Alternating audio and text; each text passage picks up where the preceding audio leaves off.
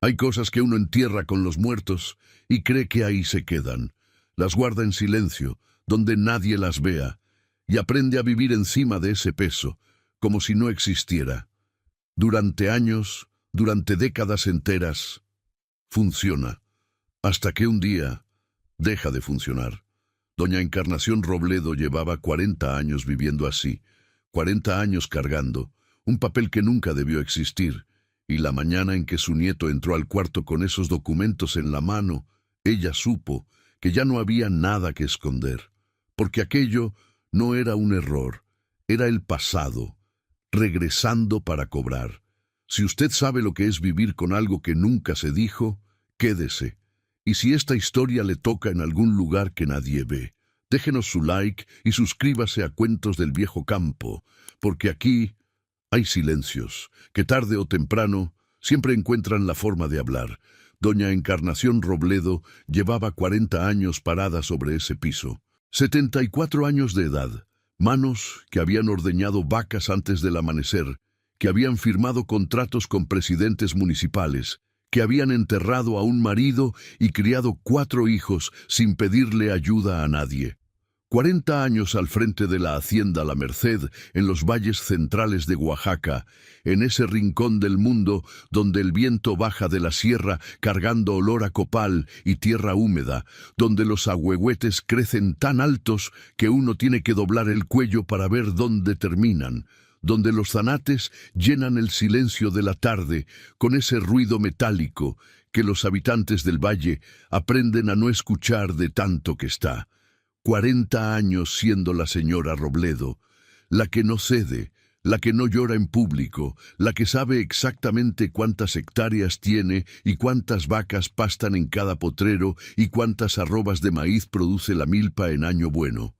Y 40 años cargando, sola, un papel que nunca debió existir. La mañana que Nicolás entró al cuarto con los 2 documentos en la mano, ella estaba sentada junto a la ventana, cosiendo el borde de un mantel que había empezado la semana anterior. Lo vio llegar desde lejos. Lo conocía de memoria. La forma de caminar de su nieto mayor. Ese paso largo y decidido que había heredado de su abuelo Román. Esa manera de mover los brazos ligeramente adelante, como quien ya sabe a dónde va antes de llegar. Lo vio con los papeles en la mano y algo se le apretó adentro, debajo de las costillas, en el lugar donde uno guarda las cosas que no quiere nombrar. Nicolás tenía 22 años y la mirada honesta de alguien que todavía cree que los problemas se resuelven encontrando la información correcta. No sabía lo que traía en las manos. No tenía cómo saberlo. Para él, esos documentos eran un rompecabezas administrativo, un error de archivo, algo que su abuela iba a explicarle con la misma calma con que le explicaba todo lo demás. Ella sí sabía. En cuanto vio el color del papel, el grosor de la hoja, la tinta oscura que conocía desde hacía 4 décadas, supo. Antes de que él abriera la boca, antes de que pusiera los documentos sobre la mesa, antes de que dijera abuela, encontré algo raro en el archivo. Creo que hay un error en las fechas. No era un error. Era el secreto de 40 años, de vuelta sobre la mesa, con las manos de su nieto encima. Y en ese momento, doña Encarnación Robledo entendió que el piso que había pisado toda su vida acababa de empezar a moverse, que 40 años de silencio no habían resuelto nada, que lo que uno entierra con los muertos no siempre se queda muerto. La hacienda. La Merced no era grande según los estándares de las haciendas oaxaqueñas del siglo anterior. No tenía las dimensiones de las propiedades que la revolución había desintegrado en el norte, ni la cantidad de peones que algunas familias habían tenido antes de que todo se deshiciera. Pero era suficiente, más que suficiente, si uno sabía trabajarla. Doña Encarnación lo sabía. Había aprendido viendo a su suegro primero, luego a su marido Román, y finalmente sola, con los 4 hijos todavía chicos y la hacienda entera sobre los hombros. Aprendió qué potreros aguantaban el temporal y cuáles se anegaban en los años de lluvia pesada. Aprendió cuándo convenir con el presidente municipal y cuándo no ceder ni un centímetro. Aprendió a leer los contratos despacio, 2 veces. Aunque el notario esperara con cara de impaciencia, aprendió que la tierra no es de nadie si nadie la trabaja y que nadie te respeta lo que no defiendes. Aprendió que un hacendado que no conoce sus propios surcos es hacendado de nombre nomás, y que el nombre sin el trabajo es apenas ruido. Todo eso lo aprendió después de que Román murió. Antes de eso, había aprendido otra cosa, que los hombres toman decisiones en la noche y las mujeres cargan las consecuencias de día. Que hay cosas que el marido hace sin decirle a uno, no por maldad específica, sino porque así era. Porque la tierra era suya antes del matrimonio, porque el trato lo hizo con un hombre y esos tratos no se explicaban a las mujeres, porque para cuando ella supo lo que había firmado, ya estaba firmado, y ya no había manera de deshacerlo sin derrumbar todo lo demás. Que la vergüenza no solo la siente quien hizo la cosa mal hecha, también la siente quien la vio y no dijo nada. Y esa segunda vergüenza puede durar mucho más, porque no tiene fecha de resolución, no tiene el límite que pone la muerte de quien la causó. Eso también lo aprendió. Y lo guardó. San Agustín de las Peñas, en 1928, era un pueblo que todavía estaba reacomodándose después de años difíciles. La revolución había pasado por los valles centrales de una manera particular, no con los combates que otros lugares habían sufrido, pero sí con el movimiento de tierras, el cambio de nombres en los documentos, la incertidumbre de qué iba a quedar en pie y qué iba a derrumbarse cuando todo se calmara. Algunas haciendas habían sido repartidas entre los jornaleros, otras habían sobrevivido reducidas a la mitad o a la tercera parte de lo que habían sido. La hacienda, la Merced, había sobrevivido entera, y gran parte de eso era mérito de Encarnación, de sus negociaciones, de su presencia en las reuniones donde las mujeres no solían estar, de su capacidad de hablar con el presidente municipal sin levantar la voz y de hablar con los jornaleros sin bajar la guardia. El pueblo la respetaba, no la quería de la manera en que se quiere a alguien cálido y accesible, a alguien que tiene siempre la puerta abierta y el café listo y el tiempo para escuchar. La respetaba como se respeta a un árbol que ha dado sombra en los momentos más difíciles, sin sentimentalismo, sin cercanía innecesaria, con la gratitud discreta de quien sabe que esa sombra ha estado ahí cuando hizo falta. Ella no pedía otra cosa. Nunca había pedido otra cosa. La hacienda tenía su casa principal, con paredes de adobe grueso que guardaban el fresco hasta en los meses más secos. Tenía sus corrales donde las vacas pasaban las noches, sus potreros marcados por cercas de piedra que Encarnación había mandado a reparar 3 veces en 40 años. Tenía su milpa que ella había mantenido produciendo, aunque los años de lluvia fueran irregulares y los jornaleros se quejaran de que el suelo ya no daba como antes. Tenía sus jornaleros. Menos que antes, porque los tiempos habían cambiado y los hombres jóvenes del pueblo se iban al norte o a la ciudad buscando otra cosa, y ella había aprendido a trabajar con menos gente y a pedirles más. Tenía también su ahuehuete al centro del patio. Lo había plantado el abuelo de Román cuando la hacienda era nueva, según contaba la historia familiar, aunque nadie podía decir con exactitud en qué año ni con qué ocasión. Para cuando Encarnación llegó como novia, el árbol ya era alto, más alto que el muro del patio, más alto que las ventanas del segundo nivel, con ese tronco retorcido que tienen los ahuehuetes viejos, como si el árbol hubiera ido decidiendo en qué dirección crecer a lo largo de los años sin seguir ningún plan previo. En 1928 era una presencia que dominaba el patio de una manera que ya no se podía ignorar. Sus raíces habían empujado algunas piedras del empedrado.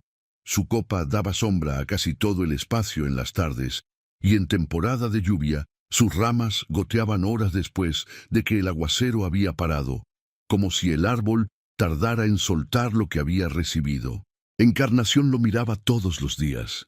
Era la primera cosa que veía en la mañana desde la ventana de su cuarto, antes de que saliera el sol, cuando el árbol era todavía una silueta oscura contra el cielo que empezaba a clarear. Era su manera de tomar el pulso a la hacienda. Si el árbol estaba bien, algo fundamental estaba en orden. Algo en el centro de todo seguía siendo lo que había sido. Era una certeza irracional, lo sabía. Pero 40 años de mirar el mismo árbol desde la misma ventana crean ese tipo de certeza que no necesita justificarse. Debajo de su cama, en una caja de cedro con cerradura de latón, guardaba los documentos de la hacienda. Escrituras, contratos, papeles de compraventa de los años anteriores a la Revolución y de los años posteriores. Registros de cosechas de décadas pasadas que ella misma había llevado con su letra apretada y regular. Correspondencia con presidentes municipales, con notarios, con compradores de maíz de Oaxaca ciudad. Y, al fondo de todo, envueltos en un pedazo de tela oscura que había puesto ella misma 37 años atrás. 2 documentos que nunca había mostrado a nadie y que nunca había destruido, porque destruirlos le parecía peor que guardarlos. Porque destruirlos hubiera sido como borrar una parte de lo que había pasado. Y eso se le hacía deshonesto de una manera que no sabía cómo terminar de nombrar. Nicolás llevaba 3 semanas pidiendo permiso para revisar el archivo familiar. Quería escribir la historia de la hacienda, decía. Quería entender de dónde venía la familia, qué había sido de la tierra antes de su abuelo, cómo había sobrevivido lo que había sobrevivido cuando tantas otras propiedades habían desaparecido. Era el mayor de los nietos, el más serio, el que leía libros que llegaban por encargo desde Oaxaca ciudad y que guardaba en un estante que había construido él mismo en su cuarto. El que había aprendido solo a llevar las cuentas de la hacienda con una precisión que a veces dejaba a Encarnación sin argumentos cuando no estaba de acuerdo con él. El que hacía preguntas con la paciencia de alguien que está dispuesto a esperar la respuesta el tiempo que sea necesario. Ella le había dado permiso, por supuesto que le había dado permiso. Nicolás no buscaba nada malo. Buscaba lo que buscan los jóvenes cuando empiezan a entender que vienen de algún lugar y que ese lugar tiene una historia que los precede, el origen. El problema era que el origen de la hacienda La Merced tenía una cicatriz que Encarnación había cubierto con 40 años de silencio, y que nadie le había dicho a Nicolás que el archivo familiar tenía un fondo que era mejor no remover, porque decirle eso hubiera requerido explicar por qué, y explicar por qué hubiera requerido sacar los documentos de la caja. La mañana en que todo comenzó a cambiar, Encarnación estaba en la cocina antes del amanecer. Era su hora, la hora en que la casa dormía y ella podía estar sola, con el sonido de la leña en el fogón y el olor del atole hirviendo. Se sentaba en el banco de madera que había usado desde que llegó a esa casa como novia y que había usado después como viuda y que seguía usando como abuela, sin que el banco hubiera cambiado de lugar ni ella de costumbre, y miraba el fuego y pensaba las cosas que no pensaba delante de nadie. Las preocupaciones de la hacienda, los problemas con los jornaleros, las cuentas que no cuadraban del todo, los planes para la próxima temporada. Esa mañana pensó en Román. Lo pensaba menos que antes. 40 años dan para mucho olvido, aunque uno no lo busque. La cara de él ya no llegaba con la nitidez de los primeros años, cuando el recuerdo todavía tenía textura y peso y olor. Ahora era más como una impresión, una presencia que uno sabe que estuvo ahí, aunque no pueda describir exactamente cómo era. Pero a veces volvía, con una claridad inesperada, en los momentos menos esperados. Lo pensó esa mañana con una nitidez que la incomodó. Román firmando los papeles sobre la mesa, con la lámpara de aceite encendida porque era de noche, con el hombre del cacique sentado frente a él, y ella parada en el umbral de la puerta sin que ninguno de los dos la viera. La pluma moviéndose sobre el papel, la firma, el apretón de manos. Y después Román levantando la mirada y encontrándose con los ojos de ella, y en ese momento entre los dos pasando algo que ninguno de los dos nombró nunca. No esa noche, no en los 4 años que vivió después, no en ningún momento hasta su muerte. Ella no le reclamó esa noche. Fue a la cocina, preparó el atole de los días siguientes y esperó que el sol saliera. No le reclamó al día siguiente ni la semana siguiente. No encontró el momento, o no buscó el momento, que era diferente, y él murió 4 años después sin que ella hubiera encontrado cómo preguntarle por qué lo había hecho y qué esperaba que ella hiciera con ese peso cuando él ya no estuviera para cargarlo junto con ella. Terminó el atole y lavó el tazón y salió al patio antes de que saliera el sol. El ahuehuete estaba ahí, como siempre, negro contra el cielo que empezaba a clarear, con sus ramas en esa hora pareciendo escritura que uno no sabe leer. Líneas y curvas que tienen sentido para alguien, pero no para quien las mira desde abajo. Encarnación lo miró un momento, como hacía siempre, y luego fue a ver las vacas. Esa misma tarde, Nicolás entró al cuarto con los documentos en la mano. La cena del día anterior había sido, como casi todas las cenas en la hacienda La Merced, una cosa tranquila.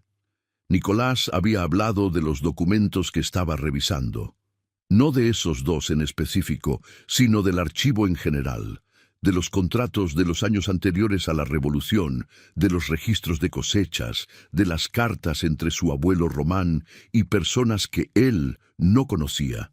Encarnación lo había escuchado con atención, haciendo las preguntas necesarias, sintiendo la satisfacción específica de ver a un nieto que entiende de dónde viene. Teresa había comido en silencio, como era su costumbre, atenta a todo sin intervenir a menos que se le preguntara directamente. Era esa la imagen de la hacienda que Encarnación había construido en 40 años, ordenada, funcional, con sus tensiones pero también con su ritmo.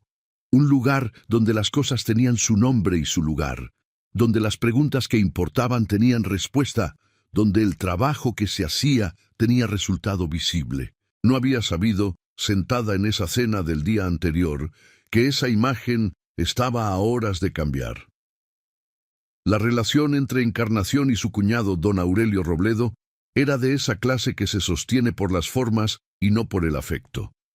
Habían aprendido a coexistir en 40 años de comidas de domingo y bautizos y entierros, de saludos correctos y conversaciones sobre el tiempo y la cosecha y las noticias del pueblo, de ese respeto cuidadoso que se tiene por alguien a quien no se quiere, pero con quien no se puede pelear porque está adentro de la familia, como un nudo que nadie sabe cómo deshacer sin aflojar también otras cosas. Aurelio tenía 71 años y vivía en el pueblo, en la casa que había heredado de su padre, a 3 cuadras de la plaza. Había tenido su propio rancho en algún momento, más chico que la hacienda de Román, siempre más chico que la hacienda de Román, que era el hermano mayor, el favorito, el que había heredado la propiedad buena. Y lo había vendido a finales de los años de la Revolución por un precio que no era bueno, pero que le había parecido suficiente entonces, cuando el futuro de cualquier propiedad era incierto. Ahora vivía de ese dinero, que ya se había reducido más de lo que él admitía públicamente, y de la producción de una pequeña milpa que trabajaban 2 jornaleros que ya no eran tan jóvenes. Encarnación no le tenía antipatía activa. Le tenía algo más sutil y más difícil de nombrar. Le tenía la incomodidad de saber que él sabía. Que esa noche de 1891, cuando Román firmó el trato con el hombre del cacique, Aurelio también estaba en la habitación. Que había visto lo mismo que ella, quizás más. Quizás había entendido más que ella en ese momento lo que el contrato significaba.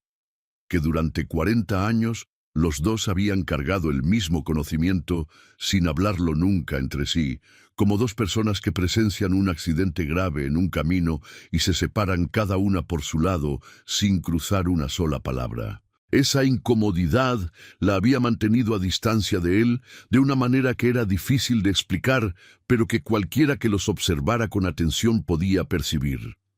En los domingos de familia, Encarnación y Aurelio no se ignoraban. Eso hubiera sido demasiado evidente, demasiado fácil de notar para los hijos y los nietos. Se saludaban, cambiaban palabras, a veces hasta comentaban algo sobre la hacienda o el clima o las noticias del pueblo. Pero nunca se quedaban solos. Nunca se miraban durante más de lo necesario. Había entre ellos esa distancia específica de las personas que comparten un conocimiento que ninguna de las dos quiere tener y que ninguna de las dos puede olvidar. Lo que Encarnación nunca había considerado seriamente, porque considerarlo seriamente hubiera requerido imaginar el peor escenario posible, y ella era mujer que prefería pisar tierra firme en lugar de imaginar abismos. Era que Aurelio podía usar lo que sabía, que el conocimiento que los dos habían cargado en silencio todos esos años no era solo una carga. Era también un arma, guardada con paciencia, afilada por el tiempo, esperando el momento en que usarla tuviera más sentido que seguir guardándola. Eso era lo que ella todavía no sabía cuando Nicolás entró al cuarto con los papeles en las manos. La caja de cedro seguía debajo de la cama, como siempre, con su cerradura de latón que Encarnación abría y cerraba con una llave que cargaba en el bolsillo de su delantal, con su olor a madera vieja y a papel y a tiempo, con el pedazo de tela oscura al fondo, debajo de todo lo demás, donde nadie lo hubiera encontrado sin saber exactamente qué buscar. Encarnación pasaba todos los días junto a esa cama, se acostaba ahí cada noche, se levantaba cada mañana.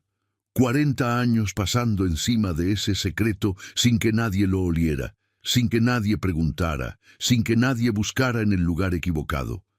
Hasta esa tarde de octubre de 1928, cuando su nieto entró al cuarto con los ojos abiertos y las manos extendidas y 2 documentos con fechas imposibles, y el mundo debajo de sus pies empezó a moverse.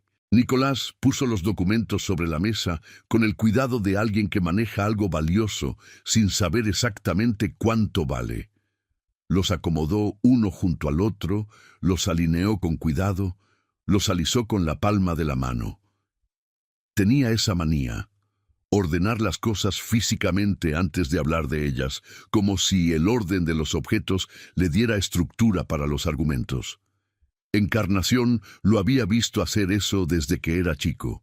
Ordenar los lápices antes de dibujar, acomodar los platos antes de comer, organizar sus papeles antes de empezar a leer. «Abuela», dijo, «encontré algo en el archivo que no entiendo». Encarnación dejó la costura sobre sus piernas. No la soltó, la dejó ahí, entre sus manos, como un ancla. Miró los documentos desde donde estaba sentada, a 1,5 metros de la mesa, y los reconoció de inmediato con esa claridad brutal que tienen las cosas que uno ha intentado no ver durante 40 años. Cuando vuelven, vuelven enteras. El color específico del papel, el grosor, la tinta oscura de una pluma que ya hacía décadas que nadie usaba, la forma en que estaban doblados, exactamente como ella los había doblado cuando los puso en la caja. «¿Qué encontraste?», dijo. Su voz salió igual que siempre. Eso era lo que los años le habían dado, entre otras cosas. Una voz que no temblaba cuando todo lo demás temblaba. Nicolás señaló el primer documento. «Este contrato está fechado en enero de 1891. Aquí dice que el señor Román Robledo, mi abuelo, hizo un acuerdo de cesión de derechos sobre el potrero norte de la hacienda La Merced, con un tal Fortino Cisneros, representante del señor Delfino Cárdenas. ¿Ves? Aquí la firma de mi abuelo, y aquí la del representante, y aquí el monto, que es una cantidad de dinero que parece pequeña, pero que en ese año no lo era». «Sí», dijo Encarnación.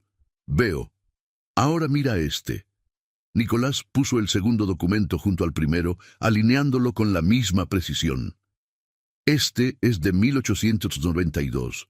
Dice que es una escritura de rectificación, que el acuerdo de 1891 quedó sin efecto porque hubo un error en los términos originales, que la cesión nunca fue válida y que por lo tanto el potrero norte sigue siendo propiedad exclusiva de la familia Robledo. Aquí hay un sello notarial y una firma que dice Lic, Benjamín Urrutia, notario público del distrito de Oaxaca». Encarnación lo miró. Sabía lo que venía.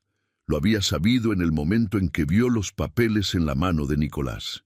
«El problema», dijo Nicolás, y en su voz Había esa mezcla específica de satisfacción intelectual y preocupación práctica que tienen los jóvenes cuando encuentran una contradicción que nadie más había notado. El problema es que busqué en el registro del notariado de Oaxaca.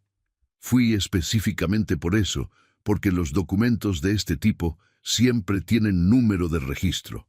El licante Benjamín Urrutia fue nombrado notario en 1896, 4 años después de que supuestamente firmó este documento, y el sello tampoco corresponde al período. El diseño del sello oficial del notariado de ese distrito cambió en 1894, y este sello corresponde al diseño posterior, no al de 1892. Si este documento es de 1892, el sello no puede ser ese. O el documento está mal fechado, o el sello está equivocado, o alguien puso una fecha que no era la real. Hubo un silencio.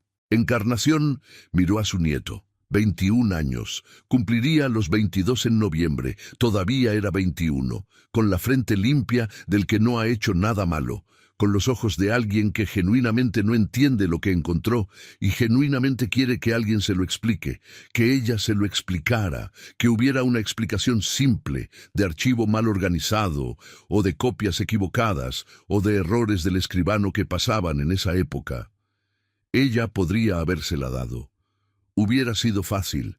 Un error del escribano, Nicolás. Esas cosas pasaban más de lo que uno cree. Los documentos de esa época no son siempre confiables. Deja eso ahí que no tiene importancia. Él le hubiera creído. Era su abuela. Le creía. Hubiera guardado los documentos, hubiera seguido con su investigación del archivo, y la caja de cedro hubiera seguido debajo de la cama. Pero no pudo. No porque hubiera tomado en ese momento la decisión heroica y consciente de decir la verdad. No fue así de limpio, no fue así de deliberado.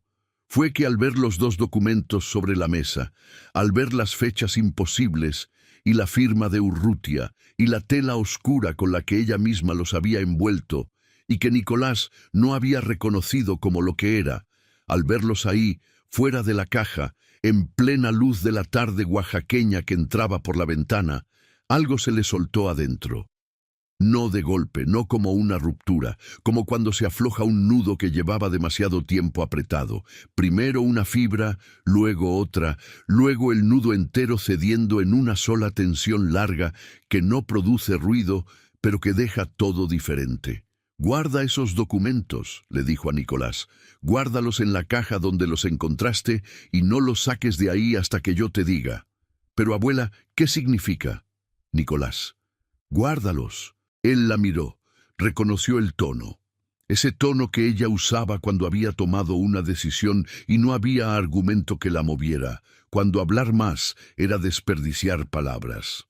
Tomó los documentos, los dobló con cuidado exactamente como los había encontrado y los guardó en el bolsillo interior de su camisa, junto al pecho. Esa noche, Encarnación no durmió. Pasó la noche sentada en el banco junto al fogón apagado, con la oscuridad del cuarto alrededor y el silencio de la hacienda dormida afuera. Era la misma oscuridad de siempre, el mismo silencio de siempre. La respiración de los animales en los corrales, el coyote lejano en los cerros, el viento que a veces bajaba de la sierra cargando humedad de las partes altas. Pero esa noche todo eso le llegaba diferente, con una textura que no reconocía, como si el aire hubiera cambiado de composición sin que nadie lo hubiera anunciado. Pensó en Román. Lo pensó de una manera diferente a como lo había pensado esa mañana. No con la imagen de él firmando, que ya la conocía de memoria y ya no le producía más que ese dolor sordo y familiar. Pensó en él muerto, tirado en el catre de la habitación del fondo, con la cara que tenían los hombres cuando ya no hay nada que hacer, cuando el cuerpo ha decidido que terminó y lo que queda es esperar. Ella parada junto a la puerta pensando quién le iba a decir a los hijos. El mayor tenía 12 años, el menor tenía 4. ¿Y cómo iba a manejar la hacienda sola? ¿Y qué iba a hacer con ese secreto que él se había llevado sin resolverlo? Sin decirle qué quería que ella hiciera, sin darle instrucciones, sin pedirle perdón o explicarle sus razones. solo muriéndose como se muere la gente, sin que la vida les dé tiempo para ordenar todo lo que dejaron desordenado. 40 años, pensó. 40 años esperando que algo pasara, que alguien dijera algo, que el problema se resolviera solo, que quien tenía los derechos sobre ese potrero norte apareciera a reclamarlos o se muriera sin hacerlo, que la irregularidad se volviera tan vieja que ya no importara. Y nada había pasado. La tierra siguió siendo suya, la hacienda siguió en pie, temporada tras temporada, con sus vacas y su milpa, y sus jornaleros, y sus problemas ordinarios. Los hijos crecieron y se fueron, y volvieron y se casaron. Los nietos nacieron, la vida siguió siendo la vida. El secreto funcionó. Pero ahora Nicolás tenía los documentos en el bolsillo.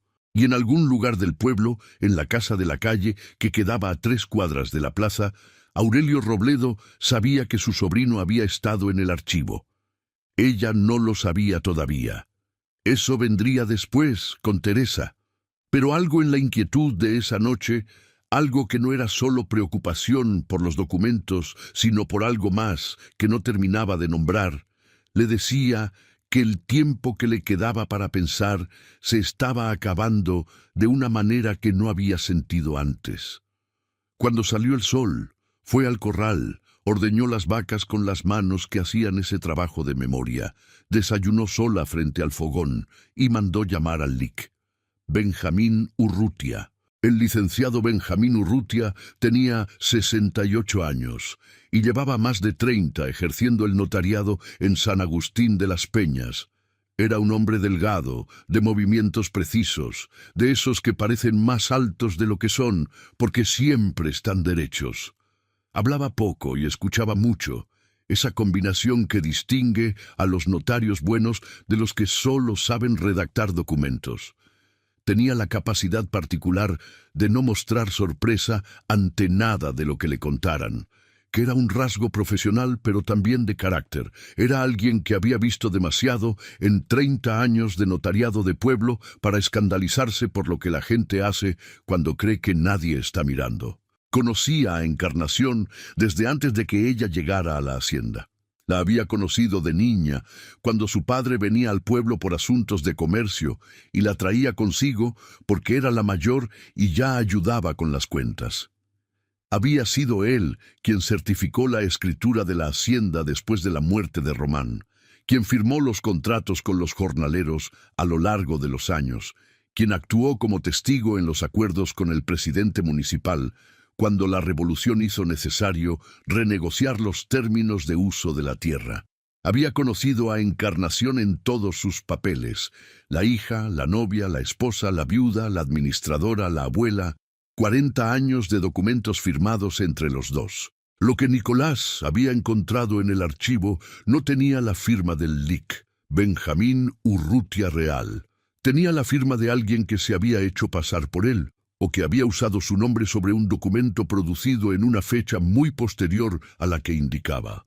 Eso era lo que Encarnación necesitaba que él entendiera antes de poder entender ella misma qué significaba para la hacienda. Benjamín llegó a la hacienda a media mañana, montado en su mula, con su maletín de cuero oscuro que llevaba a todas partes. Encarnación lo recibió en el corredor, le sirvió café y esperó a que los mozos terminaran de barrer el patio y se alejaran lo suficiente antes de hablar. Le contó todo, no en el orden en que había sucedido, sino en el orden en que ella lo había vivido, que era diferente. Primero la noche de 1891 y lo que vio desde el umbral del cuarto, luego la muerte de Román y los 4 años entre la firma y el entierro en que no había encontrado cómo hablar de ello, aunque lo había intentado en silencio varias veces. Luego los 40 años de administrar la hacienda sin que nadie preguntara por ese contrato específico. Luego Nicolás con los documentos esa tarde. Lo contó sin levantar la voz, sin pedir disculpas, porque pedir disculpas hubiera sido pretender que él tenía derecho a juzgarla y ese derecho no se lo había dado, sin explicar por qué había callado tanto tiempo, porque eso hubiera requerido explicar cosas que todavía no sabía cómo nombrar completamente. Benjamín la escuchó sin interrumpirla. Cuando ella terminó, Él pidió ver los documentos. Encarnación fue al cuarto de Nicolás. Él estaba en el potrero con los jornaleros, revisando el estado de un tramo de cerca que se había caído con las lluvias del mes anterior. Abrió el cajón donde él los había guardado, los tomó y los llevó al corredor. Benjamín los revisó despacio, con esa lentitud específica de alguien que no tiene prisa porque sabe que la prisa produce errores. Primero el contrato de 1891. Lo leyó línea por línea, revisó las firmas, miró el papel contra la luz. Luego la supuesta rectificación de 1892. Lo mismo, más lento todavía, deteniéndose en el sello, en la firma, en la calidad de la tinta. Los puso juntos, los comparó, los acercó a la luz de la tarde que entraba por el corredor. El sello no es mío, dijo al fin, no soy yo.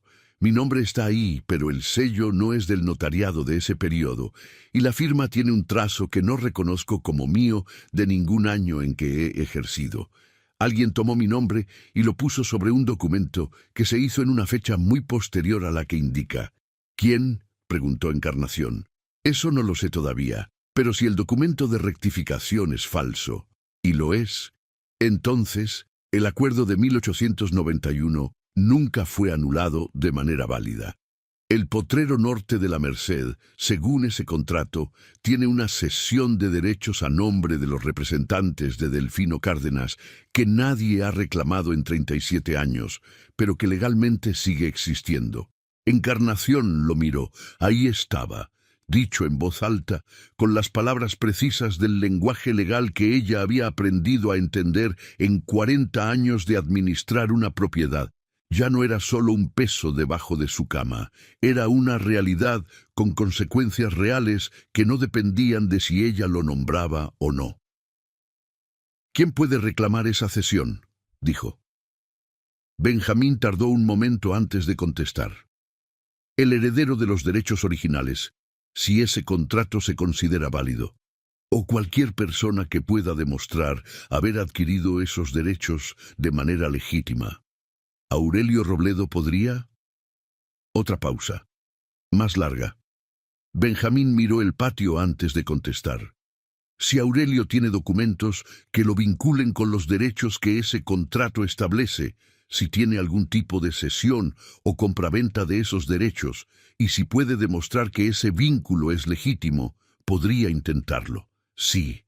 ¿Y tendría caso? Tendría que estudiarlo con más detalle. No le voy a mentir diciéndole que no tendría caso bajo ninguna circunstancia. Dependería de la documentación que él presentara y del juez que lo revisara.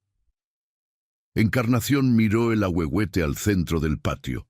Sus ramas en esa hora de mañana estaban quietas, sin viento.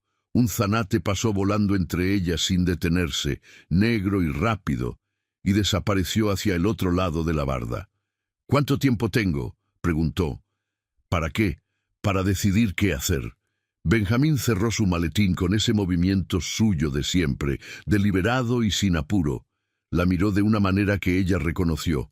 No era compasión exactamente, era algo más parecido al respeto que se le tiene a alguien que ha cargado algo mucho tiempo y que merece, si no ayuda, al menos no ser juzgada por cómo lo cargó. El tiempo que necesite, doña Encarnación, dijo. Pero no mucho más. Se fue montado en su mula, cuesta abajo hacia el pueblo. Encarnación se quedó sola en el corredor, con los dos documentos sobre sus piernas, y el ahuehuete quieto enfrente, y el café enfriándose en la taza. Teresa Robledo, la esposa de Nicolás, nora de Encarnación desde hacía 3 años. Era una mujer de 20 años, oriunda de un pueblo más al sur, de los que quedan en las faldas de la sierra, donde el frío llega antes que en el valle y la milpa se da en suelos más duros. Era callada de una manera que podía confundirse con timidez, pero que Encarnación había identificado desde el primer domingo que la trajo Nicolás. No era timidez. Era la clase de silencio que viene de haber aprendido, probablemente desde chica, que hablar en el momento equivocado cuesta más de lo que vale, que es mejor esperar, medir el momento, entender el territorio antes de decir algo que no se puede recoger. Teresa sabía algo que no había dicho. Encarnación lo supo esa misma tarde, cuando Teresa le llevó el almuerzo al corredor y se quedó un momento más de lo necesario junto a la puerta, con los ojos puestos en el patio y las manos apretadas sobre el delantal. Ese momento extra que dura apenas 2 o 3 respiraciones, pero que dice más que muchas palabras. Esa mirada que no terminaba de irse, que buscaba algo en el patio, o en el árbol, o en ningún lugar en particular. Esa tensión específica en los hombros de alguien que está calculando si hablar o no, que tiene la información en la boca y no ha decidido todavía si soltarla. ¿Qué pasó, Teresa? Nada, señora, aquí le dejo el almuerzo. Teresa. La joven no se fue. Tampoco habló de inmediato. Se quedó parada junto a la puerta, con el delantal entre las manos ahora, retorciéndolo sin darse cuenta. Encarnación esperó. Había aprendido a esperar. Era una de las cosas que los años le habían dado, además de la voz que no temblaba. La paciencia de quien sabe que el silencio a veces produce más que la pregunta. «Hace 4 días», dijo Teresa al fin, sin dar la vuelta, todavía mirando el patio. «Fui al pueblo a comprar hilo. Pasé por la calle de don Aurelio y su puerta estaba abierta, la puerta principal, la que da a la calle. Estaba hablando con alguien adentro. No entré, no vi quién era. Solo escuché la voz. Y escuché que decía que Nicolás había estado en el archivo y que era el momento. Eso fue exactamente lo que escuché. Era el momento». «¿Y no dijiste nada?» Teresa tardó. Sus manos dejaron de retorcer el delantal. Tenía miedo de lo que Nicolás iba a pensar cuando supiera que yo había escuchado algo y no había dicho nada desde el principio. Y tenía miedo de don Aurelio. Él tiene esa manera de mirar cuando uno dice algo que no le conviene que... No terminó la frase. Encarnación la dejó sin terminar. ¿Cuándo fue eso exactamente? El lunes, 4 días antes de que Nicolás encontrara los documentos en el archivo. Encarnación miró el almuerzo sobre la mesa. El frijol negro, las tortillas dobladas en el trapo para que guardaran el calor, el chile molido, el vaso de agua, todo en orden, todo donde debía estar, como si el mundo siguiera siendo el mismo que había sido esa mañana cuando ella salió a ver las vacas. «Gracias, Teresa», dijo. «Ve a atender lo tuyo». La joven se fue. Encarnación no tocó el almuerzo. Así que Aurelio lo sabía. Lo había sabido antes de que Nicolás encontrara nada, porque llevaba tiempo esperando ese momento. Había sabido que Nicolás estaba en el archivo. Alguien se lo había dicho, o lo había visto él mismo, o había mandado a alguien a ver, y había entendido que el reloj que llevaba 40 años detenido acababa de ponerse en marcha, que si el sobrino encontraba los documentos, el secreto iba a salir de todas formas, y que era mejor ser él quien lo presentara que esperar a que saliera solo. Era el momento, había dicho, 40 años de silencio, y ahora era el momento. 3 días después de esa conversación con Teresa, llegó el papel. Lo trajo un muchacho del pueblo, un chamaco de 12 años, descalzo, al que Encarnación no reconoció, que tocó a la puerta principal de la hacienda y entregó el sobre al mozo sin decir nada, y se fue corriendo sin esperar respuesta. El mozo fue a buscar a Encarnación, que estaba en la milpa revisando los surcos con el capataz, viendo cómo habían quedado después de las últimas lluvias del temporal. Era una carta formal, con membrete de un abogado de Oaxaca ciudad, con letra de imprenta y sello oficial, que decía, en el lenguaje específico de los documentos legales que ella había aprendido a leer durante 40 años de administrar una propiedad, ese lenguaje que suena frío, pero que uno aprende a descifrar con el tiempo, que su representado, el señor Aurelio Robledo Vázquez, hermano del finado Román Robledo, presentaba reclamación formal sobre los derechos correspondientes al potrero norte de la hacienda La Merced, en San Agustín de las Peñas, Oaxaca, con base en el contrato de cesión de derechos de enero de 1891. del cual su representado tenía copia certificada y solicitaba que en un plazo de 30 días la señora viuda de Robledo respondiera formalmente o de lo contrario, el asunto se presentaría ante el juzgado de primera instancia correspondiente. Copia certificada. Aurelio tenía copia del contrato original. Había esperado 40 años y tenía los documentos en orden. Encarnación dobló la carta con un movimiento tranquilo, como si fuera correspondencia ordinaria. La metió en el bolsillo del delantal. Miró los surcos de la milpa. El maíz en esa época del año ya estaba alto, verde todavía con el temporal que había entrado bien esa temporada, las matas derechas y bien espaciadas, exactamente como ella las supervisaba cada año desde que empezaba la siembra. «Capataz», dijo, «siga usted con esto, voy adentro». Entró a la hacienda, fue directo al cuarto de Nicolás, cerró la puerta y lo esperó sentada sobre la silla junto a la ventana. Nicolás llegó a mediodía, con el polvo del potrero todavía en los zapatos. Al verla ahí, supo que algo había pasado. La conocía lo suficiente para leer esa postura, esa quietud específica que no era tranquilidad, sino concentración absoluta, el cuerpo de alguien que ha tomado una decisión y está esperando el momento de ejecutarla. Se sentó en la cama sin preguntar. Esperó. Encarnación le dio la carta. Lo vio leerla. Lo vio fruncir el ceño al principio, luego entender, luego volver a leer más despacio. Cuando terminó, levantó los ojos y la miró con una expresión que ella no le había visto antes.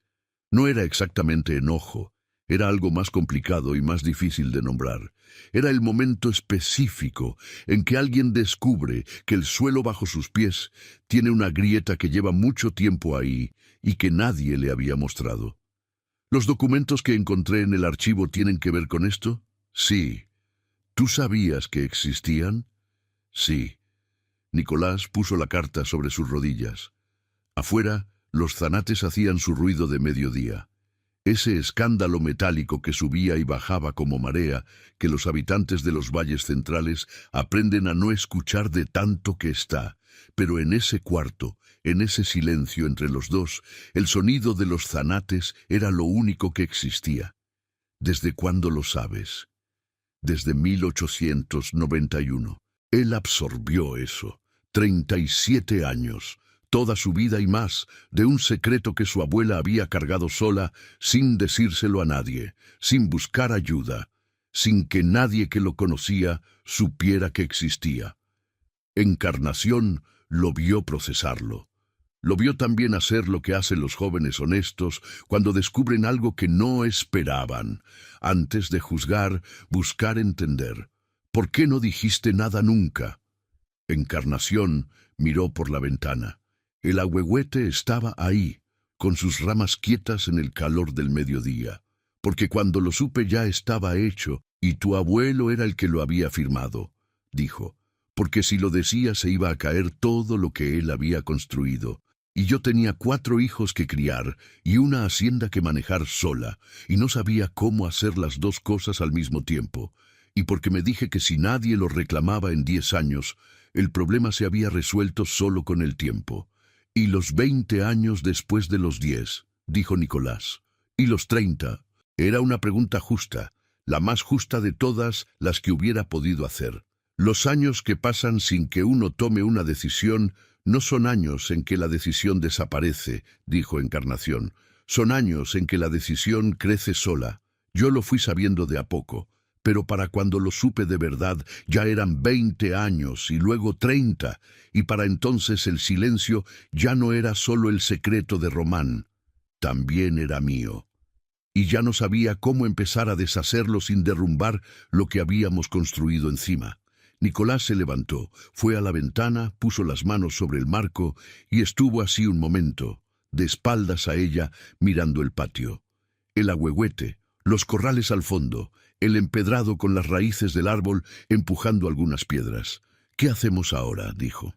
Eso fue lo que le rompió algo adentro a Encarnación, no el enojo que él tenía todo el derecho de sentir, no la acusación que hubiera sido completamente justa, sino ese nosotros que llegó tan rápido, tan instintivo, sin que él lo pensara, sin que él tuviera que pensar si incluirse o no. ¿Qué hacemos ahora? No qué haces tú con este problema que creaste. ¿Qué hacemos? Como si la historia de la hacienda fuera su historia también, como si el secreto de 40 años ya fuera de los dos. Hablar, dijo Encarnación. Vamos a hablar. Fue Nicolás quien propuso ir a ver a Aurelio antes de hacer nada más. Antes de hablar con Benjamín, antes de contratar un abogado, antes de planear cualquier cosa. Dijo que quería mirarlo a los ojos y preguntarle qué esperaba ganar con esto, qué quería exactamente, qué número tenía en la cabeza. Encarnación no quería, hubiera preferido prepararse primero, tener los argumentos en orden, saber cuánto terreno cedía y cuánto no antes de sentarse frente a Aurelio. Pero Nicolás dijo que prefería verlo antes de que los abogados pusieran palabras en medio, y ella entendió eso. Lo entendió porque ella también quería mirarlo a los ojos, aunque llevaba 40 años encontrando razones para no hacerlo. Fueron al pueblo a la mañana siguiente, temprano, antes de que el calor del día llegara. Caminando por el camino de tierra que bajaba desde la hacienda hasta las primeras casas de San Agustín, entre las milpas de los vecinos que ya estaban en la última parte del ciclo, y los nopaleras al borde del camino. El aire de octubre en los valles centrales tenía esa calidad específica de fin del temporal, limpio, con un poco de frío que el sol todavía no había quitado, con el olor a tierra húmeda que se secaba y a leña de los fogones que empezaban en las casas del pueblo. La casa de Aurelio tenía la puerta cerrada. Nicolás tocó. Pasó un momento antes de que abriera. Una mujer que trabajaba ahí, que los miró con expresión neutral sin decir nada y fue adentro a llamar a don Aurelio. Cuando Aurelio salió al corredor y los vio, algo muy pequeño cambió en su cara, tan pequeño que alguien que no lo conociera de 40 años no lo hubiera notado. Encarnación lo notó. Se sentó en la silla de madera que tenía junto a la pared, con los brazos sobre los apoyabrazos, con esa actitud de tranquilidad que a ella le dijo inmediatamente que no era tranquilidad, sino control deliberado. «Qué bueno que vinieron», dijo. «Era necesario hablar antes de que esto se fuera al juzgado». «¿Cuánto tiempo llevas esperando este momento?», dijo Nicolás. «Sin preámbulo, sin rodeo». Aurelio lo miró. Luego miró a Encarnación. Desde que supe que el muchacho estaba revisando el archivo, dijo, aunque la espera empezó mucho antes que eso. «¿Por qué no dijiste nada en todos esos años?», dijo Nicolás. «Estabas ahí esa noche, sabías lo del contrato. ¿Por qué esperaste 40 años para presentar una reclamación?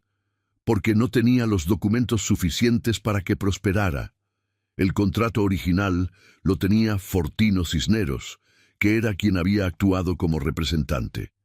Tardé casi 20 años en rastrear a los herederos de Cisneros y convencerlos de darme copia certificada. Y luego esperé el momento correcto. Y el momento correcto es cuando tu sobrino tiene 22 años y acaba de casarse y está empezando a entender la hacienda», dijo Encarnación. Aurelio la miró. Por primera vez en 40 años, directamente, sin el filtro de la cortesía de los domingos familiares, sin la distancia calculada que los dos habían mantenido como acuerdo no dicho. «El momento correcto es cuando el problema va a salir de todas formas», dijo. «Prefería ser yo quien lo pusiera sobre la mesa antes de que saliera solo y de peor manera». «¿Qué quieres exactamente, Aurelio? Lo que dice la carta, los derechos correspondientes al Potrero Norte, o su equivalente en dinero, si prefieres así. Yo no vine a pelear, Encarnación. Nunca quise pelear. Quiero lo que es justo». «Lo que es justo», repitió ella. «¿Y desde cuándo te preocupa lo justo?». Él no contestó eso. Lo dejó caer al silencio, como se dejan caer las cosas para las que no hay respuesta buena. «Ese contrato tiene preguntas sin respuesta limpia», dijo Encarnación. «¿Qué preguntas? ¿Quién lo anuló? ¿Y cómo?» «Hubo un silencio de esos que son específicos entre personas que comparten un secreto. Un silencio que no es vacío, sino muy lleno, que contiene todo lo que ninguno de los dos ha dicho, pero que ambos saben. Aurelio no cambió de expresión, pero algo en sus manos se tensó. Algo muy pequeño, en la manera en que sus dedos presionaron el brazo de la silla de madera. «No sé de qué hablas», dijo. Encarnación lo miró un momento largo, sin apuro. «Sí sabes», dijo.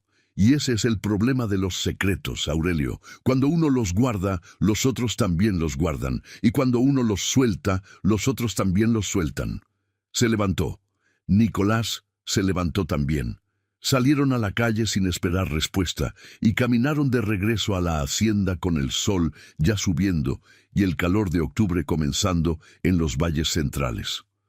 Lo que Encarnación no le había dicho todavía a Aurelio, y tampoco le había dicho completamente a Nicolás, era lo que tenía guardado en la memoria desde hacía 15 años.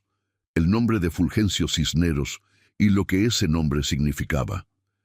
Esa tarde, cuando regresaron a la hacienda y se sentaron en el corredor con agua fresca y el calor del mediodía afuera, ella se lo contó todo. El documento de rectificación de 1892 era falso. Eso ya lo habían establecido. Pero había una pieza más que ella había guardado. El hermano de Fortino Cisneros, llamado Cástulo, había sido quien produjo ese documento falso. Lo había hecho varios años después de 1892, cuando se dio cuenta de que sin una anulación formal del contrato original, la situación quedaría indefinida y potencialmente peligrosa para la familia Robledo. Lo había hecho, según le contó a Encarnación en una sola conversación larga y difícil, para proteger a Encarnación misma, que en ese momento era una viuda joven con 4 hijos y una hacienda que manejar. Lo había hecho mal, con nombre falsificado y sello equivocado, pero lo había hecho con esa intención. Cástulo había muerto en 1915. Antes de morir, le había contado todo a su hijo Fulgencio. Y Fulgencio Cisneros le había escrito carta a Encarnación hacía 15 años, cuando supo por rumores que Aurelio Robledo estaba buscando documentos relacionados con el contrato de 1891. La carta preguntaba si ella quería que él dijera lo que sabía o si prefería que callara. Ella había contestado que callara, pero Fulgencio Cisneros seguía vivo, seguía en Oaxaca ciudad, y Encarnación tenía su dirección. Nicolás la miró cuando terminó de contárselo. «¿Cuánto tiempo llevas sabiendo que podías usar eso?» 15 años. Y no lo usaste porque usarlo significaba revelar el secreto, y el secreto cubría también a tu abuelo. Nicolás estuvo un momento mirando el ahuehuete. La tarde estaba bajando, y las sombras se alargaban sobre el empedrado. «Mi abuelo está muerto, abuela», dijo. «Sí», dijo Encarnación, «pero yo no». Hubo entre los dos ese silencio que se necesita, el que permite que 2 personas lleguen al mismo punto desde lugares diferentes, sin que una tenga que arrastrar a la otra. «¿Qué quieres hacer?», dijo Nicolás. «Hablar», dijo Encarnación, «lo que debí haber hecho hace 40 años». Los días que siguieron fueron los más difíciles que Encarnación había vivido desde los meses después de la muerte de Román. No por el miedo lo había domesticado hacía mucho, sino por la particular incomodidad de deshacer con palabras lo que uno ha construido con silencio durante 40 años. Mandó carta a Fulgencio Cisneros en Oaxaca.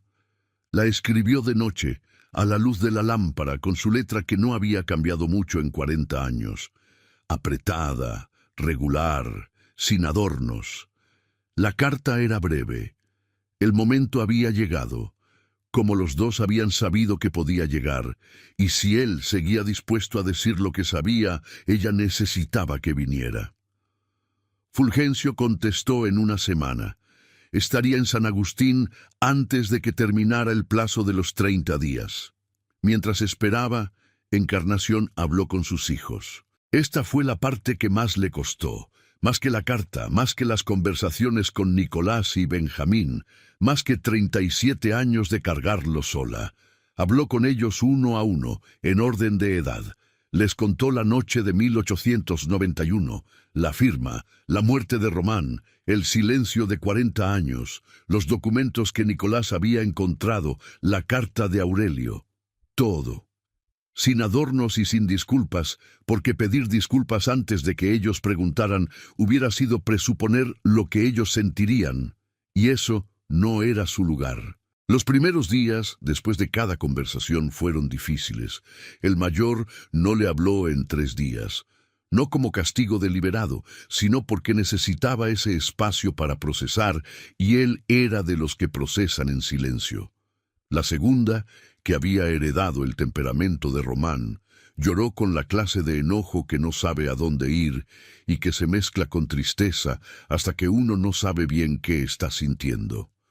El tercero guardó silencio como hacía con todo, esperando que las cosas se asentaran antes de pronunciarse. El cuarto, el más joven, fue el que menos tardó. «Mamá, ¿qué necesitas de mí?» No fue reconciliación rápida. Fue lo que son estas cosas cuando son reales. Complicado, doloroso, necesario. La clase de conversaciones que dejan a uno cansado, pero con algo resuelto que no se podía resolver de otra manera. En medio de eso, llegó otra nota de Aurelio. Esta vez directa, sin abogado, con su letra. Decía que estaba abierto a negociar si ella quería evitar el juzgado, que entre familia era mejor arreglar las cosas sin llegar a los tribunales. Encarnación leyó la nota, la dobló, la guardó.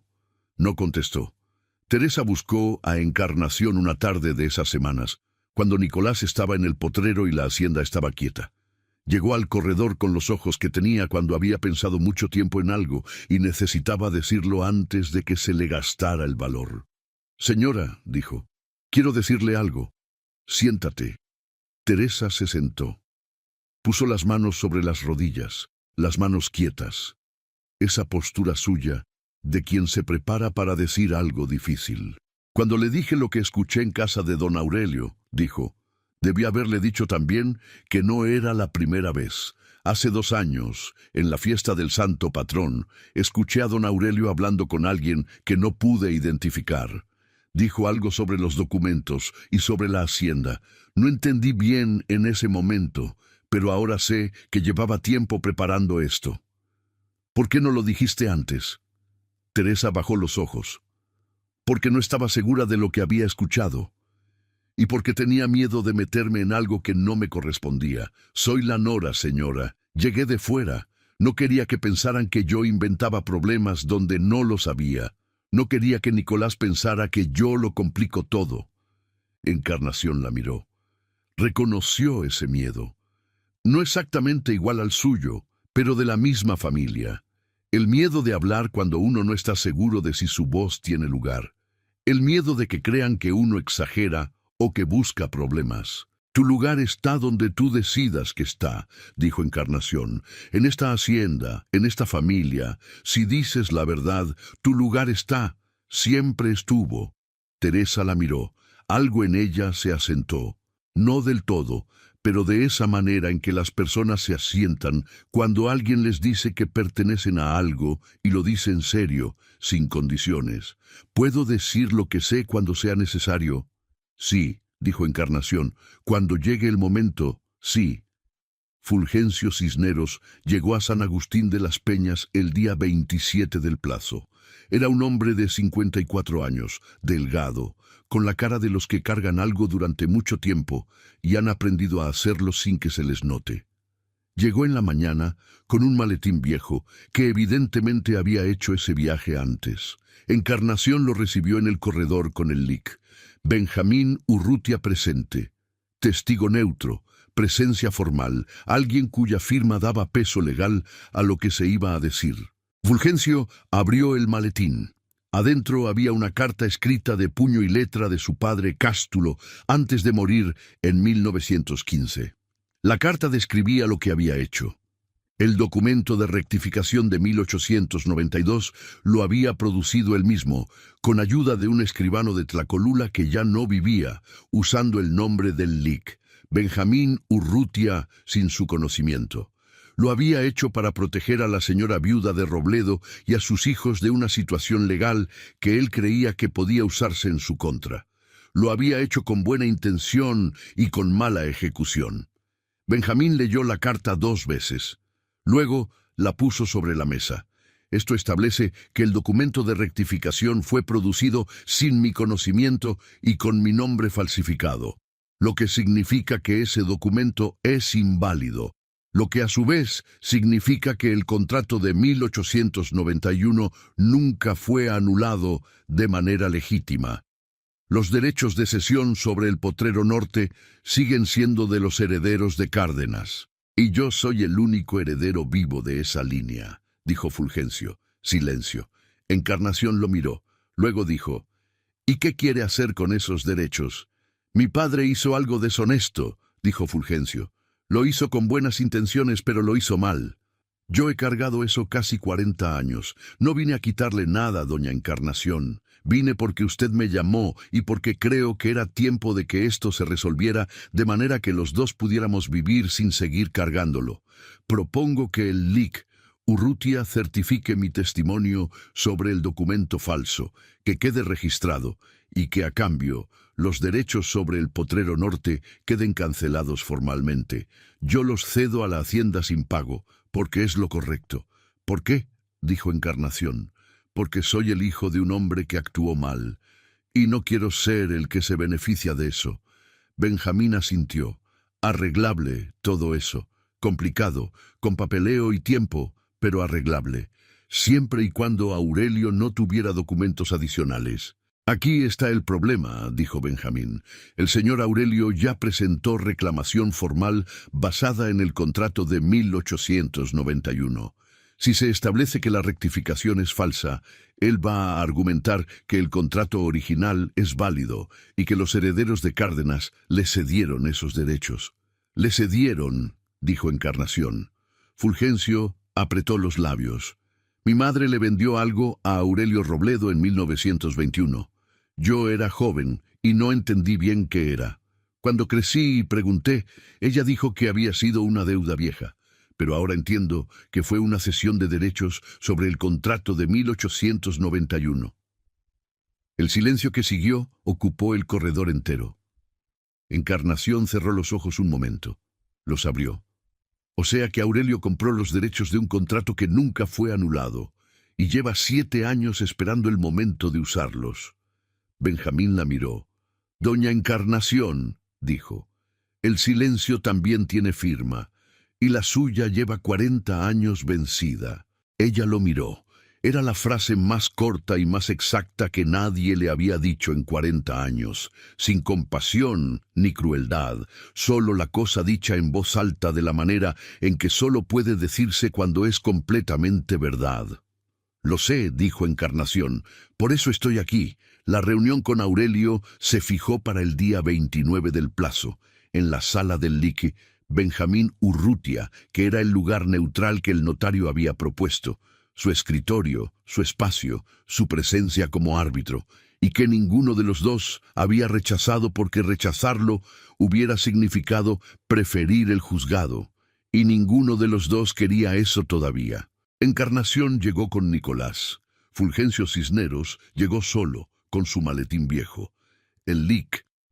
Benjamín estaba ya detrás de su escritorio cuando entraron, con los documentos acomodados frente a él, en el orden que solo él conocía y con su expresión de siempre, la de alguien que ha conducido muchas reuniones difíciles y sabe que lo importante es mantener la claridad cuando todo lo demás tiende al ruido.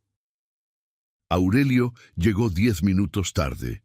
Venía con su abogado de Oaxaca ciudad, un hombre joven, de traje oscuro, que se sentó junto a él con el maletín sobre las rodillas y la actitud de alguien que cobra por hora y entiende que cada minuto de silencio es también tiempo que se paga. Cuando Aurelio entró y vio a Fulgencio Cisneros sentado al otro lado de la mesa, se detuvo. Fue apenas un segundo, una fracción de segundo incluso, pero Encarnación estaba mirando exactamente ahí, esperando exactamente ese momento. Lo vio. Vio la pausa, el reconocimiento, el cálculo instantáneo de alguien que acaba de entender que el tablero tiene una pieza que no había considerado. Él no sabía que Fulgencio estaría. Se sentó. Saludó. Su abogado acomodó los papeles. Aurelio miró a Fulgencio una vez más, brevemente, y lo dejó de mirar. Pero en esa mirada, Encarnación leyó lo que necesitaba leer. No era el susto de quien tiene miedo de perder en abstracto. Era el susto de quien acaba de entender que calculó mal. Benjamín abrió la reunión con su voz precisa y sin inflexiones innecesarias. Estamos aquí para intentar resolver, fuera del juzgado, la reclamación del señor Aurelio Robledo sobre los derechos del potrero norte de la hacienda La Merced, con base en el contrato de cesión de enero de 1891. Han surgido elementos nuevos que deben considerarse. El señor Fulgencio Cisneros tiene información directamente relacionada con ese contrato. Le pido que la presente. Fulgencio habló durante 15 minutos. Contó lo de su padre Cástulo, la carta, el documento falso, las razones que había tenido para hacerlo. No lo contó con dramatismo ni con disculpas. Lo contó como se cuentan las cosas cuando uno ha tenido mucho tiempo para encontrar las palabras exactas y ya no le queda nada que perder en decirlas. Al final, abrió el maletín y puso la carta sobre la mesa. El abogado de Aurelio la tomó, la leyó, se la pasó a su cliente. Aurelio la leyó. No dijo nada durante un momento que duró más de lo necesario. Luego dijo, eso establece que la rectificación es falsa. No establece que el contrato de 1891 sea inválido. Correcto, dijo Benjamín. El contrato de 1891 es válido. Los derechos que establece también son válidos. La pregunta es, ¿a quién pertenecen esos derechos ahora? A mí, dijo Aurelio. Mi madre me los cedió en 1921 por compraventa formal. ¿Tiene esos documentos? El abogado los sacó del maletín. Benjamín los tomó. Los revisó despacio, con esa lentitud que los demás podían leer como lo que era. No duda, sino cuidado. Esta compraventa está firmada por la señora Remedios Cisneros, viuda de Cisneros, dijo, pero el señor Fulgencio Cisneros, hijo de esa señora y heredero directo, no aparece como parte de la transacción. En 1921, él tenía 25 años, era mayor de edad. Una cesión de derechos que afecta una herencia familiar en general requiere el conocimiento de los herederos directos. Fulgencio, ¿usted sabía de esta compraventa en 1921? No, dijo Fulgencio. Mi madre lo hizo sola, sin decirme nada. ¿Estaría dispuesto a declararlo formalmente? Sí. El abogado de Aurelio empezó a hablar sobre los derechos de las viudas para disponer de sus bienes. Un argumento técnicamente válido y que Benjamín no descartó, porque no era su lugar descartarlo. Pero era también un argumento que abría la puerta a una disputa larga y cara. Una disputa que Aurelio tendría que librar con sus propios fondos. Fondos que Encarnación sabía, aunque no lo dijo, no eran abundantes. Fue Nicolás quien habló entonces. No había dicho nada hasta ese momento. Había estado con las manos sobre la mesa y los ojos atentos, escuchando todo sin perder un detalle. Don Aurelio, dijo, llevo semanas revisando los números de la hacienda. El potrero norte produce en promedio 200 arrobas de maíz en año bueno. Si usted tiene derechos sobre ese potrero desde 1921, tiene derechos sobre 7 años de producción que no recibió. Eso es una deuda que la hacienda tendría que pagar si el juzgado le da la razón. Pero también es una deuda que usted tendría que demostrar ante ese juzgado.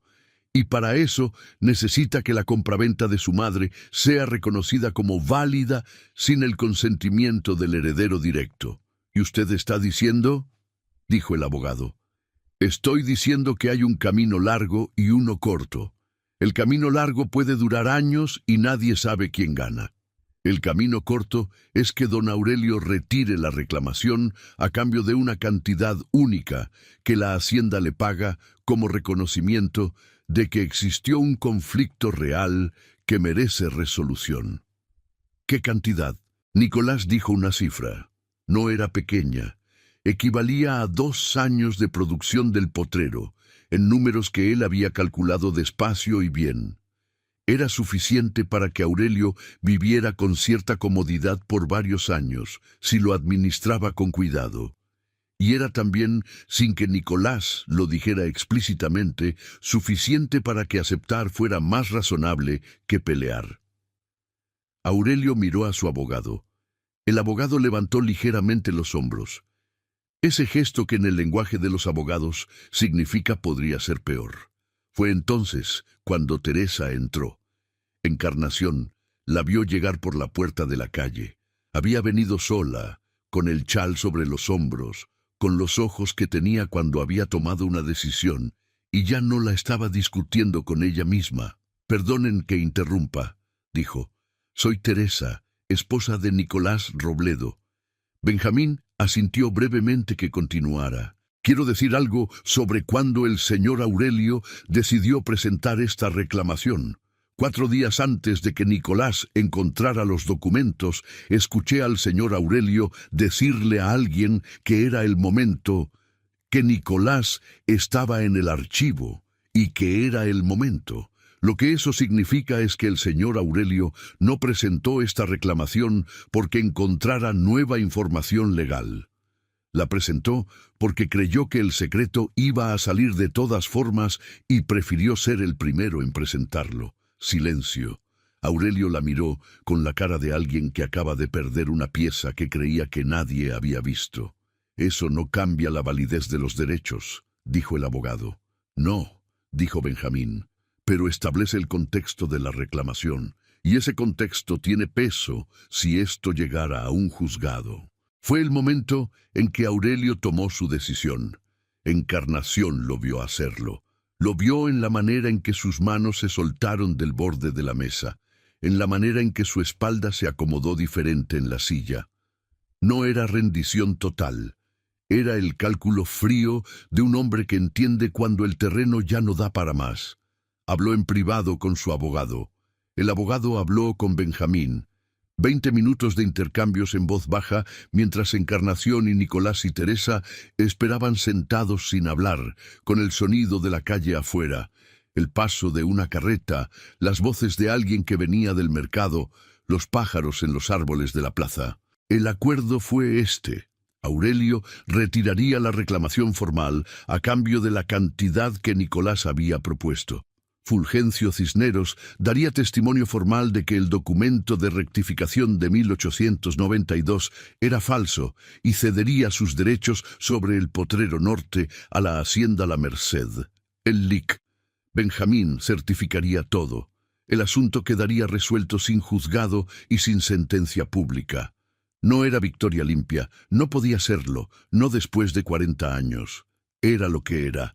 El resultado de 40 años de silencio resuelto en 30 días de hablar, con un costo real y concreto que la Hacienda iba a sentir en las cuentas de los próximos meses, pero que la Hacienda iba a aguantar, porque era una Hacienda que había aguantado cosas más difíciles.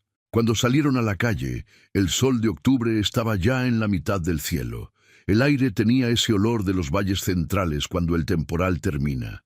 Polvo. Copal de las casas con altar, el mezquite de los cerros, algo a tierra que empieza a secarse. Nicolás caminó junto a ella.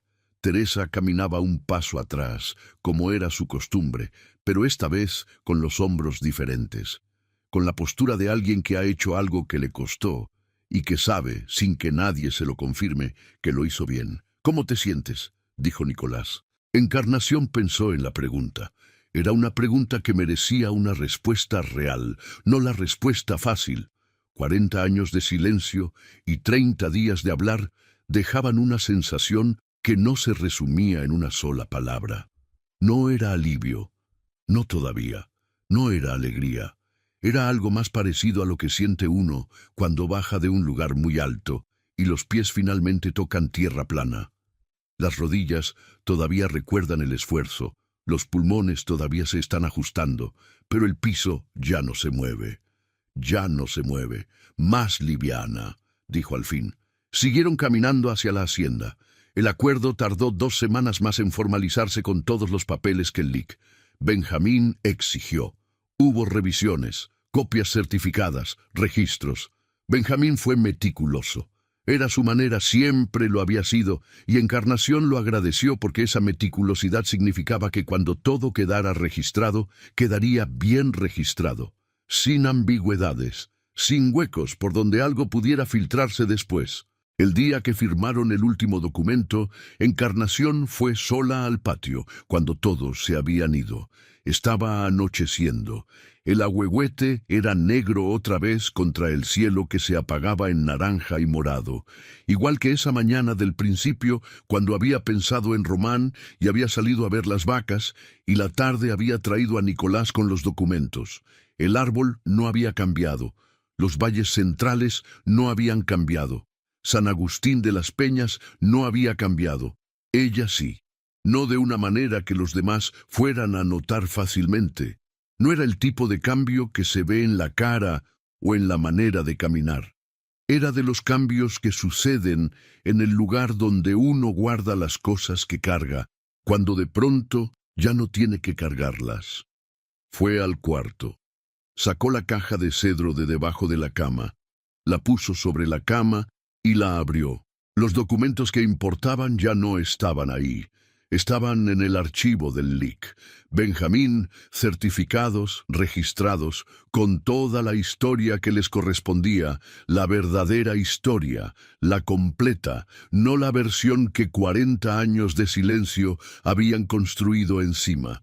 En el fondo de la caja quedaba la tela oscura, vieja y arrugada, que había envuelto esos papeles 37 años. Encarnación la sacó. La miró un momento.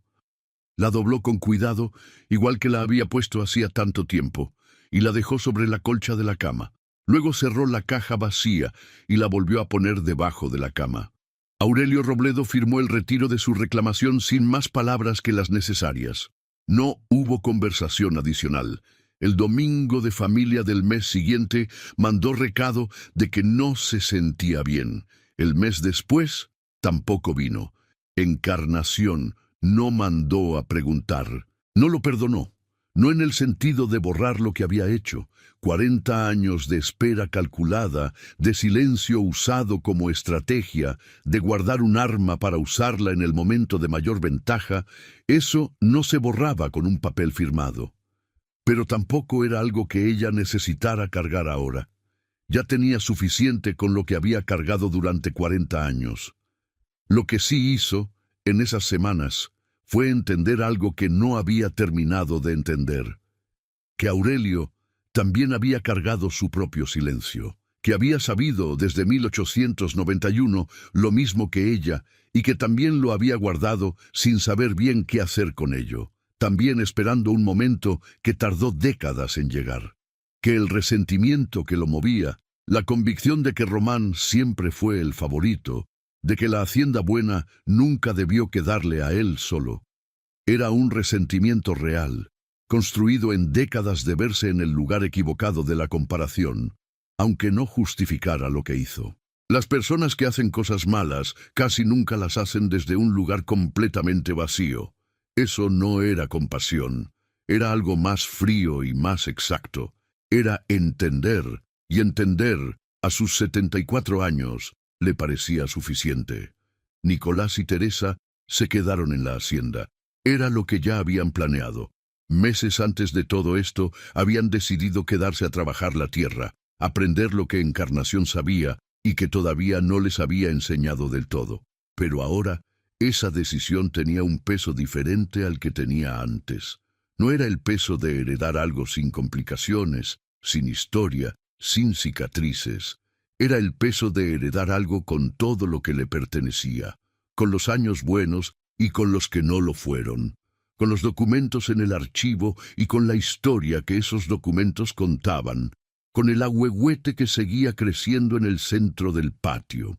Teresa fue la que más la sorprendió. Encarnación la había respetado desde antes de esto, pero después de verla entrar sola a esa sala con el chal sobre los hombros y decir lo que sabía sin que nadie la mandara, con el miedo que evidentemente sentía y que no la detuvo. Después de eso había algo más. No era admiración de lejos, era reconocimiento. El reconocimiento de una mujer que ha decidido que su voz tiene lugar. frente a otra mujer que tardó 40 años en decidir lo mismo. Se lo dijo una tarde directamente, que lo que había hecho había importado. Teresa no contestó de inmediato. Luego dijo, «Usted me dijo que podía». «Sí», dijo Encarnación, y tenía razón. La primera mañana de noviembre, cuando Nicolás cumplió 22 años y la hacienda amaneció con la primera helada temprana del otoño, el patio blanco antes del amanecer, el ahuehuete con sus hojas plateadas de hielo, el aire cortando más de lo esperado. Encarnación fue al cuarto antes de que saliera el sol. Sacó la caja de cedro de debajo de la cama, la puso sobre la cama, la abrió. Adentro estaban ahora los documentos nuevos, el acuerdo firmado con Aurelio, las certificaciones del LIC, Benjamín, el testimonio de Fulgencio, la carta de su padre Cástulo. La historia de la hacienda, completa ahora, con sus partes buenas y sus partes que no lo eran, con los nombres de todos los que habían estado ahí y lo que cada uno había hecho. La caja siguió abierta mientras ella se preparaba para salir, se puso el rebozo, se calzó los zapatos, fue a la ventana y miró el ahuehuete un momento. El árbol estaba cubierto de hielo en las ramas bajas, quieto en el frío de la mañana, tan viejo y tan grande que el hielo de noviembre no lo iba a afectar. No cerró la caja antes de salir, no porque necesitara ver lo que había dentro, ya lo sabía, sino porque durante 40 años la había tenido cerrada y ya era tiempo de dejar que el aire entrara. El patio estaba blanco, el ahuehuete estaba ahí, la hacienda estaba en pie y doña Encarnación Robledo, 74 años, salió a ver las vacas. Si esta historia le llegó adentro, si le recordó que los silencios que guardamos para proteger a alguien también terminan protegiéndonos a nosotros y que ese precio tiene que pagarse tarde o temprano. Le pido que la comparta con alguien que la necesite escuchar. Suscríbase a Cuentos del Viejo Campo si todavía no lo ha hecho. Active la campanita para no perderse ningún relato y deje su like para que más personas encuentren estas historias. ¿Y usted? ¿Alguna vez cargó un silencio que creía que protegía a alguien y terminó descubriendo que también lo estaba protegiendo a usted mismo? Cuéntenos en los comentarios. Aquí, en Cuentos del Viejo Campo, cada historia que comparte vale.